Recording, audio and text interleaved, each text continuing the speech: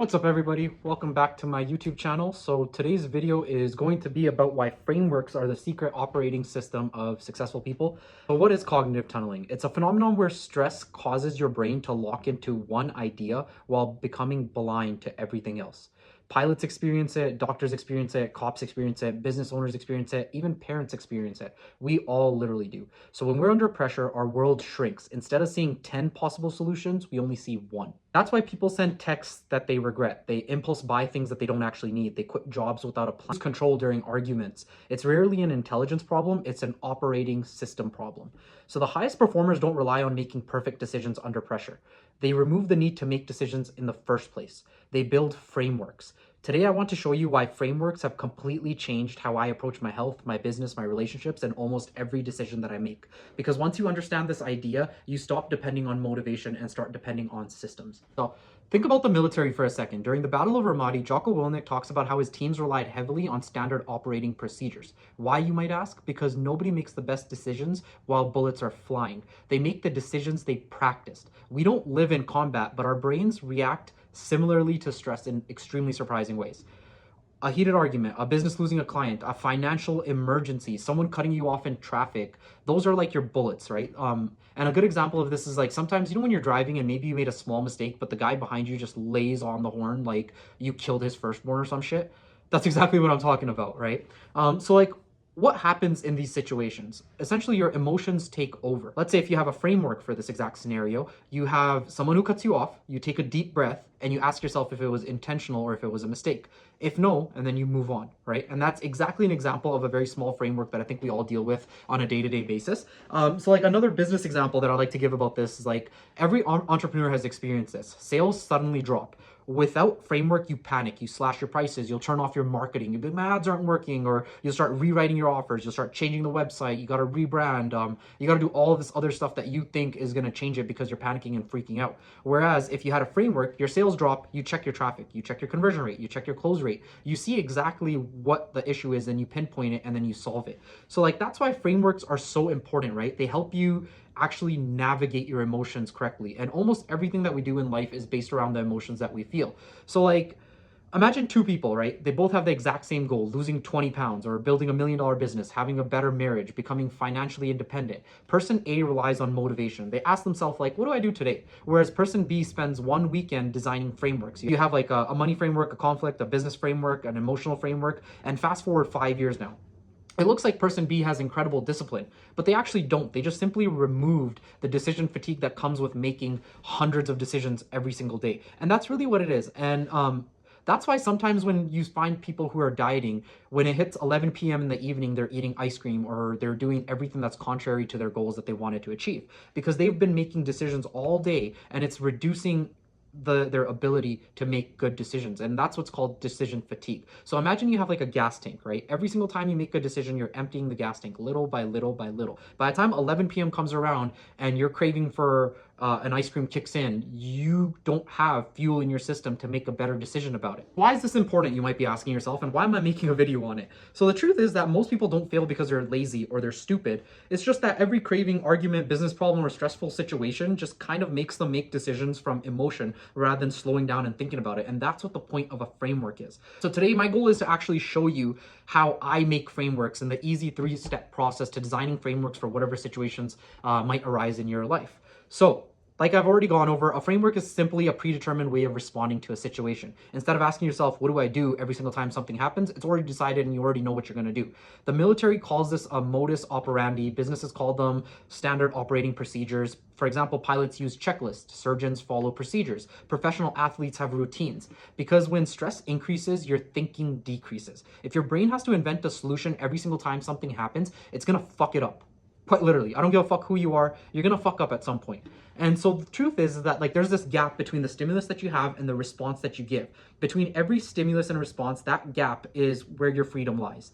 And so, for example, if you feel hungry, you eat. If you get angry, you yell. If you get stressed, you procrastinate. If you get anxious, you might look to drugs, social media, whatever vices that you might have, right? So our goal is to use frameworks to create distance. So I'm going to give you another example. This is a framework that I've been using extremely well for the past, I don't know, about 2 years of my life. And it's changed my health completely.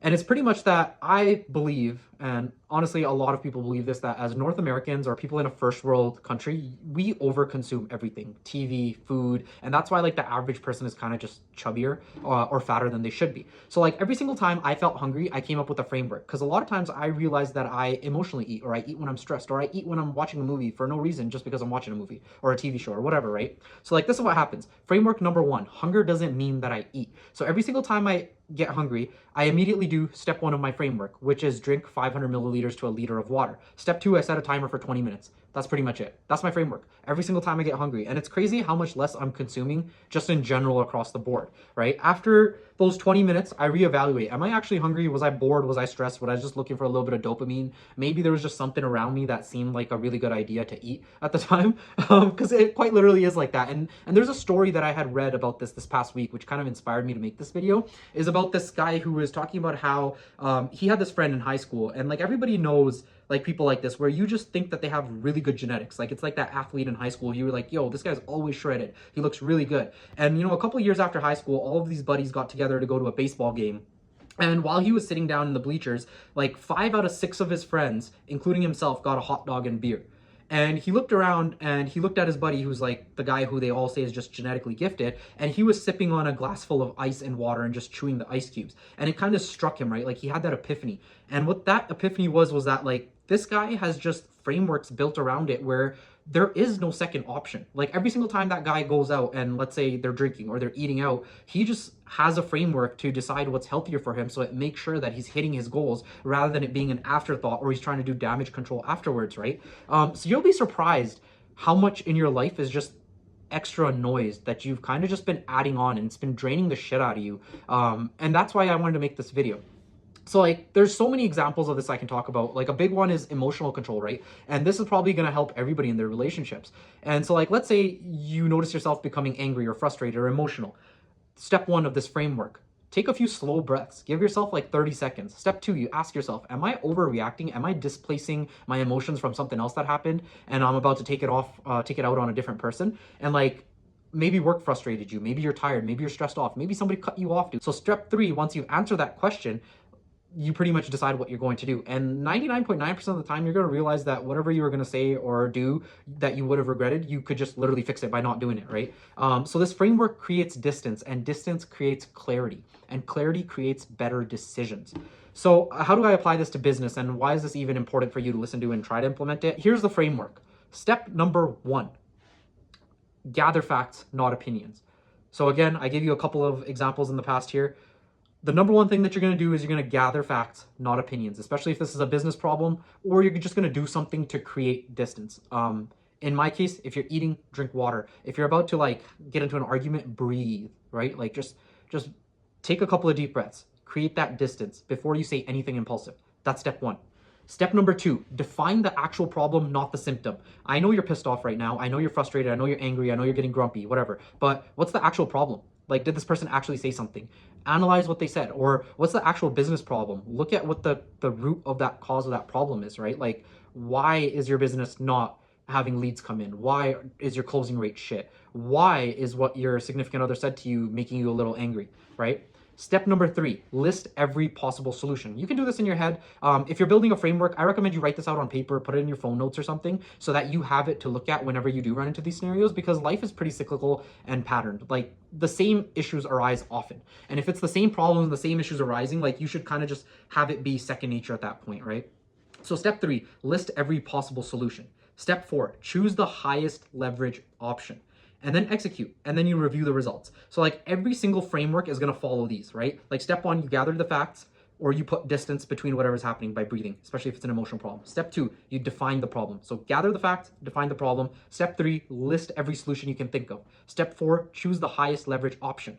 For example, in a relationship, what's the highest leverage? Clearly, you value this person, they're in your life, you're talking with them or whatever. There's a reason you got into the relationship, or that relationship exists to begin with. You probably want to maintain that, right? I'm assuming here. This might not apply if you just generally don't give a fuck and that relationship is done, right? But that's what step four is. You choose the highest leverage option. Step five, execute. You can break this down into like 2 or 3 steps, which is what I do because it's easier for me, because I don't want the 5 steps. But for some really complex problems, you might need 5 steps. So for me, it's like, I'm hungry. Drink water, set a timer, boom. This way, every single problem in your life has a repeatable process that you can just rinse and repeat and apply to it so that you know exactly what to do in scenarios where there's issues that arise. So like you can apply this to your addictions, your bad habits, and pretty much anything else. And the reason why it works is because discipline isn't making better decisions. Discipline is making fewer decisions. If you already decided what happens, there's nothing left for you to debate about, right? The route's already been determined. It's like, imagine you're going somewhere and you enter the address onto the GPS and you're driving. You don't stop at every intersection and be like, oh, do I take a left here? Do I take a right here? Like, no, the GPS is telling you. This is a GPS for every problem in your life. In conclusion, pretty much what you want to do is step one, you want to gather all of the facts, put some sort of gap in between when you have to make the decision and the stimulus. Step two, define the actual problem, not the symptoms. Step three, list every solution that you know. Step four, choose the highest leverage option of them. Step five, execute. And technically there's a step six, just rinse and repeat, right? So frameworks are simply decisions that you've made in advance. They're an operating system for your life. And once you start thinking this way, you stop relying on motivation and start relying on processes. Comment, like, subscribe, share, do you guys a thing. Thank you so much for tuning in.